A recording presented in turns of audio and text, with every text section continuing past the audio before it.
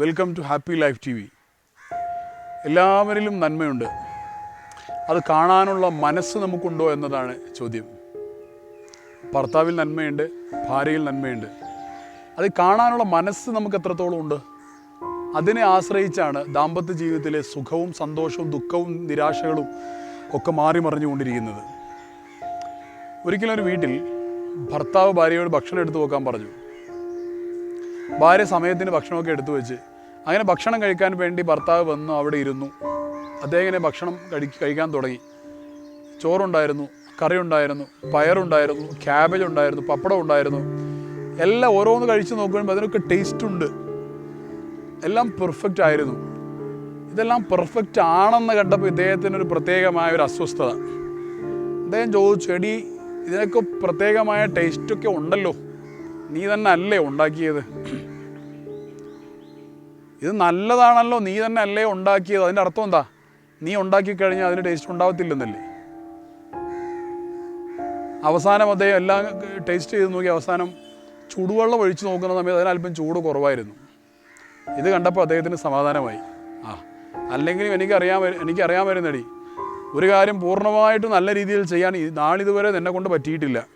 ഒരു തെറ്റ് കണ്ടുപിടിച്ചതിൻ്റെ ഒരു ആവേശത്തിൽ, കണ്ടുപിടിച്ചു ഞാൻ നിൻ്റെ തെറ്റ് എന്നൊരു മനോഭാവത്തിൽ ഇദ്ദേഹം ഭാര്യയുടെ അടുത്ത് അങ്ങ് ഷൗട്ട് ചെയ്യാൻ തുടങ്ങി. എടി നിന്നെയൊക്കെ കല്യാണം കഴിച്ച് എന്നെ വേണം പറയാൻ. നിന്നെ കല്യാണം ആലോചിച്ച സമയത്ത് എത്രയോ നല്ല ആലോചന എനിക്ക് വന്നതാ.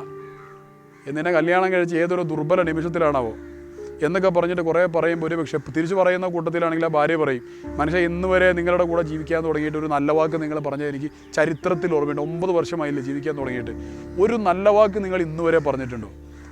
എൻ്റെയും കഷ്ടകാലമല്ലാതെ എന്ത് പറയാൻ? ഇങ്ങനെയാണ് പലപ്പോഴും ഉണ്ടാവാറുള്ളത്.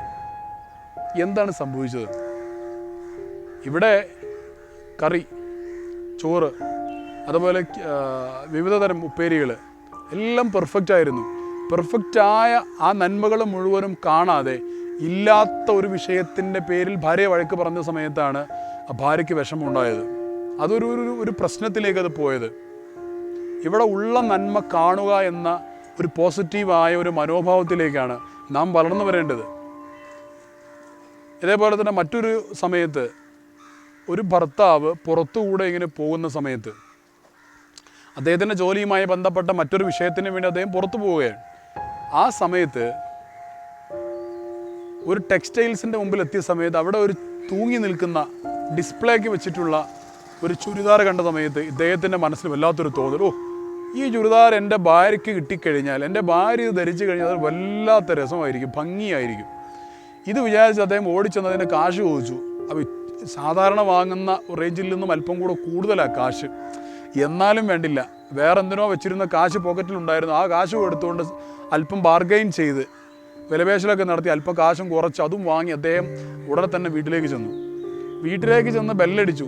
ഉടനെ വാതിൽ തുറന്നില്ല. മലയാളിയുടെ സ്വഭാവം എന്നാൽ പിന്നെ ബെല്ലിൻ്റെ മുകളിൽ കയറി നിൽക്കുമെന്നുള്ളതാണ്. അങ്ങനെ വാതിലൊക്കെ തുറന്ന് ഭാര്യ വന്ന് വാതിലൊക്കെ തുറന്ന് മാക്സിയൊക്കെ ഇങ്ങനെ കുത്തിപ്പിടിച്ച് ഇങ്ങനെ കടന്നു, എന്താ മനുഷ്യ ഇവിടെ, നിങ്ങൾ എവിടെയോ പോകാമെന്നും പറഞ്ഞ് പോയിട്ട് പെട്ടെന്ന് ഇങ്ങോട്ട് കയറി വരാനായിട്ട് എന്താ ഉണ്ടായതെന്നൊക്കെ ചോദിച്ച് ആ ഭാര്യ വാതിൽ തുറന്ന് അകത്തേക്ക് ചെന്ന് ഭർത്താവ് പറഞ്ഞു, എടി ഞാൻ നിനക്കൊരു സമ്മാനം കൊണ്ടുവന്നിട്ടുണ്ട്. അപ്പോൾ ഭാര്യ, എന്ത് സമ്മാനം കൊണ്ടുവന്നേ? എടി ഞാൻ നിനക്കൊരു ചുരിദാർ കൊണ്ടുവന്നിട്ടുണ്ട്. ഇത് കേട്ട സമയത്ത് ആ ഭാര്യ, നിങ്ങളെനിക്ക് ചുരിദാർ കൊണ്ടുവന്നല്ലേ, എന്തെങ്കിലും തരികിട ചെയ്തിട്ടുണ്ടാകും, അല്ലെങ്കിൽ നിങ്ങളെനിക്ക് ചുരിദാർ കൊണ്ടുവരത്തില്ല, അല്ലെങ്കിൽ വിറ്റഴിക്കൽ കാലിയാക്കൽ, അതും അല്ലെങ്കിൽ ആരെങ്കിലും ഫ്രീ എന്നതായിരിക്കും, അല്ലാതെ എൻ്റെ ഈ പുന്നാര മകൻ. ആ സമയത്താണ് അത്തരം വാക്കുകളൊക്കെ ഉപയോഗിക്കുക. നിങ്ങളെനിക്ക് ചുരിദാർ വാങ്ങിത്തരത്തില്ല എന്നൊക്കെ പറഞ്ഞ് ആ ചുരിദാർ ഇങ്ങനെ ഓപ്പൺ ചെയ്ത് നോക്കിയിട്ട് ഭാര്യ പറഞ്ഞു, മനുഷ്യ എനിക്ക് അപ്പോഴേ തോന്നി, ഇത് എവിടെ നിന്ന് കിട്ടിയതാണ് നിങ്ങൾക്കിത്? ഇതിൻ്റെ മോഡലിൽ അങ്ങനെ പ്രശ്നമുണ്ട്, തുണിക്ക് ഇങ്ങനെ പ്രശ്നമുണ്ട്, ഡിസൈൻ പണ്ടേ ഔട്ട്ഡേറ്റഡ് ആണ്. അതിൻ്റെ മുഴുവൻ പ്രശ്നങ്ങളും പറഞ്ഞ് അവിടെ ഇട്ടുകൊണ്ട് ആ ഭാര്യ പോയി കഴിഞ്ഞാൽ അടുത്ത ഒരു തവണ വളരെ ഭാര്യയിൽ നിന്ന് വലിയ പ്രോത്സാഹനങ്ങളും ഭാര്യയിൽ നിന്ന് അഭിനന്ദനങ്ങൾ കിട്ടുമെന്ന് വിചാരിച്ച് കടന്നു വന്ന ആ ഭർത്താവ് ഇത്തരത്തിലുള്ള വാക്കുകളാണ് കിട്ടിയതെങ്കിൽ അടുത്ത ഒരു തവണ ഈ ഭർത്താവ് വേറെ ഒരു ഭാഗത്തൂടെ നടന്നു പോകുന്ന സമയത്ത്, അല്ലെങ്കിൽ വാഹനത്തിൽ പോകുന്ന സമയത്ത് ഒരു ടെക്സ്റ്റൈൽസിൻ്റെ അടുത്തൂടെ പോകുമ്പോൾ ഒരു ചുരിദാർ ഇങ്ങനെ കണ്ടു കഴിഞ്ഞാൽ ഇദ്ദേഹത്തിന് തന്നെ ഒരു ഞെട്ടലുണ്ടാവും. എൻ്റെ ഭാര്യയ്ക്ക് ചുരിദാറൊന്നും വേണ്ട എന്ന തരത്തിലേക്ക് ആ മനുഷ്യൻ ചിന്തിക്കാൻ അത് കാരണമാകുമെന്നുള്ളത്. അപ്പോൾ പരസ്പരം നന്മയാണ് കാണേണ്ടത്. നന്മ കണ്ടാൽ മാത്രം പോരാ, അത് എടുത്ത് പറയുന്ന ഒരു മനോഭാവത്തിലൂടെ വളരുവാനും നമുക്ക് സാധിക്കേണ്ടതുണ്ട്. അങ്ങനെയാണെങ്കിൽ ആ ദാമ്പത്യ ജീവിതത്തിൽ വെള്ളത്തിന് അല്പം ചൂട് കുറവാണെങ്കിൽ അത് ആ ഭാര്യയോട് പറയാം, എടി വെള്ളത്തിന് കറിയൊക്കെ ടേസ്റ്റ് ഉണ്ട്, നല്ല ടേസ്റ്റാണ്, വെള്ളത്തിന് അല്പം കൂടെ ഒരു ചൂട് വേണേ എന്ന് പറഞ്ഞു കഴിഞ്ഞാൽ ആ ഭാര്യ അപ്പോൾ തന്നെ പോയി അത് എടുത്ത് ശരിയാക്കി കൊണ്ടുവരും. കാരണം ചെയ്തതിനുള്ള അംഗീകാരം, ഇനി ചെയ്യാനുള്ള പ്രോത്സാഹനവുമാണ് കിട്ടിയത്. അതേപോലെ തന്നെ ഭർത്താവ് ഡ്രസ്സുമായിട്ട് കടന്നു വരുന്ന സമയത്ത്, ചേട്ടാ ഈ കയ്യിൽ കാശില്ലാത്ത സമയത്ത് നിങ്ങൾ വലിയ കാശൊക്കെ ചിലവഴിച്ച് ഇതൊക്കെ വാങ്ങിച്ചുകൊണ്ട് വന്ന് വലിയ കാശായിട്ടുണ്ടാവുമല്ലേ, നല്ല മോഡലാണ് എന്നൊക്കെ പറഞ്ഞ് സ്നേഹത്തോടു കൂടെ അത് വാങ്ങി വെച്ച് കഴിഞ്ഞാൽ ഇനിയും വാങ്ങി കൊടുക്കുവാനുള്ള ഒരു മാനസികാവസ്ഥയിലേക്ക്, ചെയ്തതിന് നന്ദിയുള്ള ഭാര്യയാണ് എൻ്റെ ഭാര്യ എന്ന ഒരു സന്തോഷകരമായ ഒരു മാനസികാവസ്ഥയിലേക്ക് ആ ഭർത്താവിന് പോകുവാനും, ഏതൊരു സ്വഭാവമാണോ അപ്രീഷിയേറ്റ് ചെയ്യപ്പെട്ടത് അത് വീണ്ടും ആവർത്തിക്കപ്പെടും എന്നത് മനഃശാസ്ത്രത്തിലൊരു നിയമമാണ്.